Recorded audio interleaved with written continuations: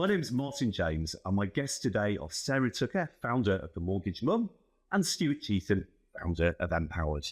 Now, mortgages can be very scary things. So what we're going to do in these films is try to demystify them and answer the questions that you want answering in plain and simple terms. But first, my guests, Sarah, Stuart, thank you for coming in today. Sarah, tell me a little bit about yourself and the organisation you founded. Yes, so my name's Sarah, and I founded a business called Mortgage Mum primarily to demystify a mortgage market, because coming into it as an advisor, I recognised so many of my clients were scared to ask questions, were scared to have an appointment because they've had preconceptions. So my aim was to try and make it a bit more approachable and demystify. So this is the perfect safe company. And Stuart, tell me a little bit about you and what you do. So I founded a business 6 years ago. The whole aim of that is to allow borrowers to get a mortgage as fast and as simple as they buy car insurance, in a nutshell. And we're going to use technology to make what is typically one of the largest, the most emotional decisions they make simple. Well, that sounds like the dream, and I know that we've heard from lots and lots of people who have a number of questions that they'd like answering. So, are you ready to be put on the spot? Yeah. Let's go. Okay, let's do it then. So, most of us will have a mortgage at some point in our lifetimes. Sarah, what is it that you've heard from your clients about why they find the process so scary? Well, it is scary because they don't understand it fully, and anything we don't understand, we're wired to be a little bit afraid of. It's the biggest financial commitment, and it's the biggest barrier between you owning and living in a home that's yours. And particularly in the UK, that's really important to people. So they want to understand it. They're worried that they're not going to be good enough to get a mortgage. And so that makes it a bit of a scary experience. Do you think that sometimes people are worried that they'll be told no and that's it forever? Definitely. I think even me, when I've applied for a mortgage and I know the process and I know I'm a good applicant, even me, when it comes to that yes or no moment, worries that it will be a no. And I'm in more control than most of our clients. So I really do understand that it's just putting your life in the hands of someone else when it means so much to you. Yeah, it's going to be scary. Yeah. And Stuart, you know how the industry works, but do you think sometimes, looking back at the past and about how mortgages have operated and companies have run, that some businesses make the whole process a little bit more complicated than it needs to be? No, so let's just think about it. So I'm buying a house, and a mortgage is now a necessary evil actually to do what I really want to do, which is live in my dream. And this is, first of all, I'm not really looking to buy a mortgage, I'm looking to buy a house. And this is one of the problems, because people don't necessarily focus on that. Now, mortgages are complex as well for banks and other lenders to manage, and it's all about making this simple. And so within this, the industry has, not made this as simple as possible for consumers. And I think there's really a need now for us to focus in on demystifying and actually making it more simple. So I think we are part of the problem as well, in a nutshell. But certainly you're coming up with some solutions as well, which is one of the things that is fascinating me about this whole process, like speeding up mortgages, which I think is a great idea. But let's focus on some of the things that actually put people off. So, Sarah, what are some of the questions that you actually hear most commonly from maybe first-time buyers who don't really know how the industry works? How much can I borrow? How much can I borrow? What houses can I look at? How much deposit do I need? And it's all about that. Can they afford it? What does it look like a month? Because some of these people are renting and they're wondering, is a mortgage more affordable than rent, less affordable? They just don't know where to start. And then, of course, you've got the mammoth task of trying to explain the different rates, the different term options, the different lenders, the different criteria. But the most common is, how much can I get? And am I eligible for a mortgage? And Stuart, do you think in this current day and age that people are simply put off for applying for mortgages because prices just seem too expensive and they think that they'll never be able to get on the housing ladder? Yeah, I think there's not a lot of help out there for first-time buyers. And we really need to kind of think as an industry, and I think from a government point of view, we really need to help these people out there. But right now, house prices keep going up. They clearly are more and more difficult to get onto the property ladder. This country is the same as any other country, and we do need to help people do this. And I can absolutely get why people think the job is just too big or just out of reach for them, because it's complex and because it costs a lot of money. So do you think that people are sat at home looking at the prices and waiting for that magic moment when the house prices drop and then missing the opportunity to actually get and own a home? Yeah, I genuinely think there's people out there that are towing the water, find confusion and complexity and just kind of go, I just don't. And they come back into that process. And we need to help them in to understand the process, because there are ways, if you plan properly and if you think about what you could afford and get good advice, you absolutely will be able to buy a house. But we definitely need to help people in that process. Well, absolutely. Good advice is key, isn't it? So I think one of the things that, confused me when I first started looking into getting a mortgage was how to actually find help, because it can seem a little bit overwhelming.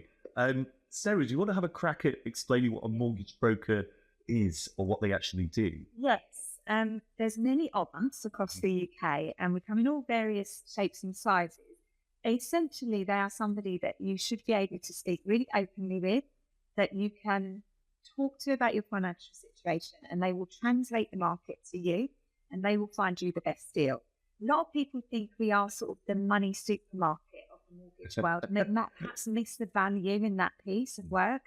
It's really about diving into a much deeper layer than just what do you earn, what do you spend on council tax if you've got a property, what do you spend on food, how much do you earn, how much do you want to borrow. It's so much deeper than that. We need to talk to people about what their goals are and what's going to happen in your life in the next 5 years. If you're dealing with a woman, is she married? Is she looking to have children? Is she looking to navigate maternity leave? Is this a stepping stone house? There's so many layers, and the mortgage is the foundation of all of those conversations. And a good advisor is going to start with your goals, start with the fun stuff. What do you want? What do you actually want in your life, and how does this house fit into that? And they'll then show you how to get there. So it might be that this is stage one, but dream house is over here, and we're going to show you the different facts and figures that you're going to need to know to work towards that. Well, that's fascinating. So I think a lot of people, myself included, think that the whole process of getting a mortgage is very transactional. It's like A plus B equals C, but you can actually have dream house over here and not be quite there yet, but a broker can help nudge you towards that. They should be. And I think our industry as a whole has shifted quite a bit in the last 5 years. And the whole reason I set up business was to provide that real holistic advice around money, because money is so emotional. It's so emotional. It's so intrinsically linked to our upbringing.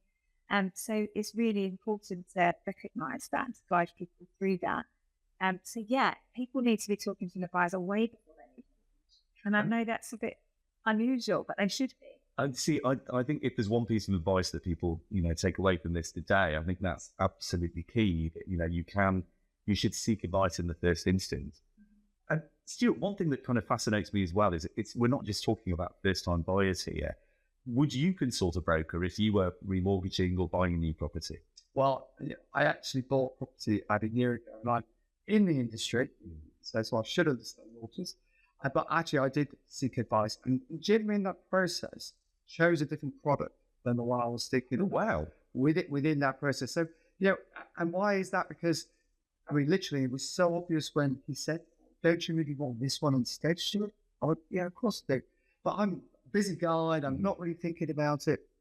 So even when you're in the industry, it shows the value of that advice to help people. And so I would definitely encourage people to seek out that advice, particularly first-time buyers, particularly seeking that journey, because that dream changes as well. So you start off and you want to buy, a bachelor pad, or you're just married with your first children, or whatever that might be. But then you've got to grow and change. You might need jobs, you might have children, and that dream changes through that process. And having someone help you go through that journey is incredibly important. Absolutely. And this is something that, I came to me at a later stage because I didn't fully appreciate that I could do that, or I was worried about the cost of going to a broker. But Sarah, it's not actually that expensive, is it, to get some basic initial advice about finding the right home for you? I think in the past, you had to go to a bank and have 3 hours to sit somebody in a seat. So wait a week for an appointment. Wait a week for an appointment, wait for longer. And and you sort of felt unsure and judged, and like you had to be on your best behaviour to try and get them to say yes. And this is from archaic banking systems before. It's not like that now. You know, we're Zoom calling people, we're having a chat with them on the phone. So what I'm getting from this conversation is I don't have to put my posh suit on to come and see you to get a mortgage. So that's good, because I can't dress, as you can see. Oh, you look lovely. You look lovely. No, but you don't. And it's about finding someone you can trust for a lifetime, not just for that transaction. It's not transactional anymore. It's finding someone that really gets you, and then as your life changes, you just pick up the phone to them again and again and again. That's what it should be. Well, that's a really good point that you just made, and I'll ask both of you about this one. So what we're talking about here really is about an ongoing relationship, because you don't just get a mortgage once and that's it, do you? No, I mean, typically people are buying a mortgage for a 2-year or a 5-year period in this country. I do that. So therefore, you're going to go through this decision-making process again and again and again, and you might be moving house in that time as well, or you might be just looking for a new product in that as well. And yeah, I think the bit that people really value in this process is that kind of reassurance, kind of touching base to say, look, am I really doing the right thing? Are interest rates going up? Are they going down? Or all this kind of things that people just really want to ask those questions for. The problem with us, and then where we make the industry hard, is that we then put lots of bureaucracy in the way, and then it all becomes very painful with documents and forms and things like this. And that is really a problem for people, because we're just not used to it in this day and age. We're kind of like buy now, consume now attitude in everything. And I can understand why people come into this industry and say, God, really, do I have to do this? And as an industry, we kind of need to get better and better to help people through that. And then it allows you to do that focus piece on advice, which is actually what people really want and what people really value. Absolutely. And that's what we want to do. Yeah. We don't love the documents. No, who does? I speak for all the brokers here, but genuinely, it's the people we do it for. It's that feeling of someone putting their key through the door, and you know that you've played a big part in that. That's what we do it for. We don't love bank statements and going through everything as much as you might think. It's the people that really drives us. Oh, well, I love that. I think that's such an important thing to kind of, because ultimately you are helping people, attain their dreams, and I think that's essential. But we're a long way off, basically popping out for a pint of milk and coming back with a flat. Basically, it's quite a way off yet. Very much so. Well, and I would say, it's like getting a fast mortgage is actually not important. So lots of things people ask me about, because our technology, you can actually get a mortgage off in literally as fast as car insurance. But that's not really important. And it's not what consumers tell us that's what's important. What they actually want is certainty faster. It's a stressful situation. I'm buying a house. I'm not really wanting a mortgage. So I want certainty faster so I can move on and focus on what else I need to do, which is the curtains, the sofas, and how do I move, and when do the bins come and get collected, all that type of stuff. Real world problems, yeah? And so that's what's really we've got to think about as an industry, is allowing people to get the advice they want, the value, the reassurance they need, and then get on with their lives. That's what I think is important. So let's look at some of the questions that actually crop up around the process. So it's impossible to say definitively, but how much deposit should I be ideally putting aside? I don't mean a price, but just in terms of kind of a proportion of the value of a property. What do you reckon I should be looking at in this day and age? There's more and more 95% loan to value mortgages, which translating that means that you need a 5% deposit. So whatever the prices of the houses that you're looking at are, you start with affordability first, because you can obviously stretch that move up to however high you want. It's 5% is a starting point, but for every 5% more that you can put down, say 10%, 15%, 20%, your rate is going to reduce with that. So it really depends what your priorities are, in terms of that monthly repayment as well, and that rate that you're going to pay on your mortgage. Well, I think start with 5%. Well, I think that's a really encouraging thing for people to hear straight away, because I just assumed that it was 10% and that was absolutely no negotiations. So it is possible, even if you have a lower amount, to potentially get on the housing market. Yes, and I will say there are innovative products out there that require even less than that. Wow. So it really depends what your biggest challenge is. For some people, it's the deposit. I can't save and rent. I can't save and live my life, but I can absolutely afford a mortgage. Or it's the opposite. It's I've got loads in savings. I can't really afford that monthly payment. And if that's the case, you need a bigger deposit to reach that sort of happy milestone. Got you. So let's have a look at some of the other costs as well, because you mentioned bureaucracy before, and I think our hearts all sank at the thought of all the paperwork. We'll skip over, we'll gloss over that bit. But what other fees can people expect? Because I think it gets very confusing with, conveyancers and solicitors and, all of these other people who can be involved in the process. So what kind of other fees would people need to kind of put to one side?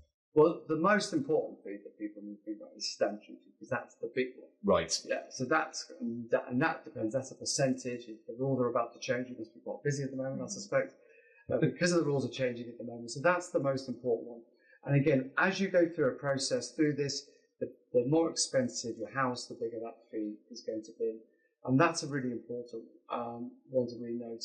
The second most important fee would be the conveyancing piece around that. And again, it depends on the complexity of the property, I would say, around that and how that works. Other fees that are payable, like a lender fee, like ours, you can actually add to your mortgage. Oh, so wow. Okay. So that kind of helps that important bit of cash flow. So we talk about deposit, and what I would say to that is like, how big should your deposit be? You should be as big as possible, because you want to minimise your debt. But actually, I need to buy a new sofa. I need to go on holiday. You still want to live your life, and you need to manage these things from your cash flow property. So those are the two big fees I would call out straight away. I don't know what you think. Yeah, they are definitely the two biggest. And you've also got a valuation fee. Some lenders do it for free. But often there is a valuation fee that you might want to upgrade, particularly if you're buying a house, because you want to make sure it's safe for you to buy. And there's things that we gloss over when we look for a house, and when we fall in love with it, they say within 10 seconds. You don't notice the damp in the corner, or perhaps that the carpet's peeling back, and there's signs of future work that you're going to have to do on that house. So it's really important to get a survey to make sure that someone, third party, that isn't in love with it, is looking at it with fresh eyes and telling you in the next 10 years, you may well have to pay out these things. But yes, the arrangement fee, and sometimes a broker fee as well. So not upfront, but you will potentially have to pay your advisor later down the line when you put your application in. So allowing some fees outside of that, and also moving costs, right? Oh, moving costs, yeah. I've been hearing from my friends about moving costs at the moment. Find a friend with a van. That would be my top advice. Find a friend with a van, So you've got these Trying to find a mover is hard enough. So, I mean, some people get it all done now, and all in one they pack team. it up for them, and they unpack it for them, and they give them a floor plan, and they go and do it. That depends what your budget is. Yes, exactly, or what your cupboards look like when you open them, I suppose. Yeah. And this is something else that I hear a lot. It's a phrase that's often used, but it's something that I don't think people really fully understand. Stuart, what is a mortgage chain precisely? Well, a mortgage chain is, if you think about a first-time buyer, they're moving into a property, or someone else is moving out of that property, going into somebody else's property, who's moving out of that property, and moving into someone else's property, and so it goes on. Right. And these chains can get quite long, 6 or 7 people all moving on the same day, which clearly makes it complex, because if one person in that chain has a problem, or something's wrong with their mortgage, or something comes through and just changes their mind at the last moment, all that chain can fall to pieces, and everybody is affected by this. And it's a very difficult thing to really manage through this process, and people need to be aware of that. Now, again, things can help that, talking to your solicitor, talking to your advisor, and also technology. Making these things clear and super clear is something we're looking at right now to help people do that process. And finally, one last tip from both of you. If there's one thing that you'd like people to kind of get away from this, who are maybe a little concerned about starting the process of applying for a mortgage, what would you say to them to encourage them, Sarah? I would really encourage them to look at their money first and start to really get comfortable with where they are with their money, what feels comfortable to them, how do they spend their money on a monthly basis. Because this is the start of your foundational conversations with your advisor. So if you're uncomfortable about doing that work, everything that's going to come with buying a property is going to involve budgeting and looking at your money monthly and talking to someone about how you spend it. So my advice would be to start now, start small and get advice, listen to videos, learn, and start dreaming about it, because it's possible for everybody. No matter where your start position is, it's possible for you. You've just got to get the right I advice. love Start Cheetham. I've got Don't Stop Believing now playing in my head. It'll be there all day. And Stuart, what would you say to encourage people who just aren't sure how to get started? Well, I think there's loads of really good tools in the marketplace to help them. So a very quick Google, and you're going to be able to find a whole heap of different stuff out there, whether it's affordability calculators on lender websites or on broker websites, and you'll get a long way very quickly. Again, if people aren't using ChatGPT to do this as well, they should be Googling ChatGPT, finding it, using it, and this will demystify the mortgage process, the house buying process for them in seconds as well. I would encourage them to reach out and use that. So use that tech, get familiar with the tech. Absolutely. Also help you with a couple of bits and pieces at work as well, I should imagine. I love ChatGPT. Absolutely. I think we're all addicted to it now, aren't we? Well, thank you so much for joining us today on the very first of our video guides. You've been watching On the House. My name is Martyn James, and thank you to our guests today, Sarah Tucker, founder of The Mortgage Mum, and founder of MPower, Stuart Cheetham. Thank you.